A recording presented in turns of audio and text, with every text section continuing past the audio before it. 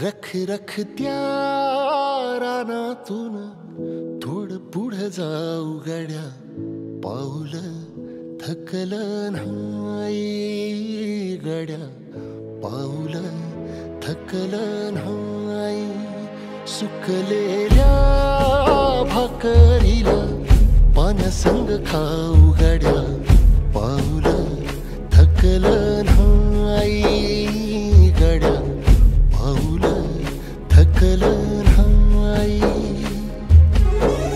झालो बरबाद जरी बसला हावरी, कलेची आग सार जाळून विजाईना. अडला घास असा काळावन वास असा, पण ह्यो ध्यास अजून बी माग राहीना. फिरला त्या नदीवरचं पहिलं घर आहे, पहिल्या घरला सानुग्रह अनुदान भेटलं नाही, कशाला करायची कलेक्टर अजून सोडून देते. काही करू नका तुम्ही, आता तुमच्या घरावर येतो आम्ही, तिथेच करू हिशोब सगळा. त्याला आज पैसे द्यायला लावा हरामखोराला. हे बरोबर नाही, तुम्ही तिथं बसून हे नका करू. वाटलं पाहिजे थोडी. त्याच्या 20 मेंढ्या गेल्या, त्याचे पंचनामे नाही, त्याचं PM झालं नाही, कसे पैसे देणार हो तुम्ही? कसे पैसे भेटणार?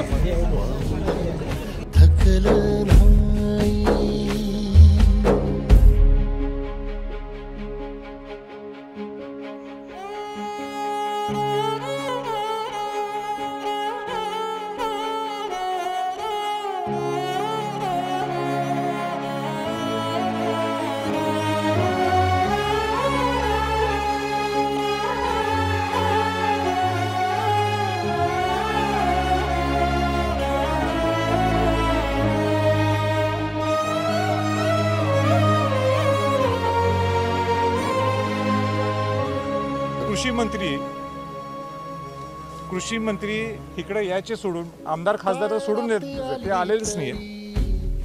आणि कृषी मंत्री इकडे यायचं सोडून बीडला सांस्कृतिक कार्यक्रमात मग्न आहेत. हे काय बरोबर आहे? काही शोभते काय महाराष्ट्राला? शोभते काय कृषी मंत्री? जरा या इकडं बघा परिस्थिती काय. झुकली मान हात पसरून गाड्या, सुख येत नाही र डोळा झाक करून बी दुःख. जिल्ह्याची जी काही कर्ज वाटप समिती असते त्याचा जो काही नॉर्म असतो, माझ्या माहितीप्रमाणे हेक्टरी 60,000 रुपये सोयाबीन आणि कापसाचा आहे. 2019ला जेवढे पैसे दिलेले आहेत लक्षात ठेवा, त्याच पद्धतीने यावेळी सुद्धा दिले पाहिजेत.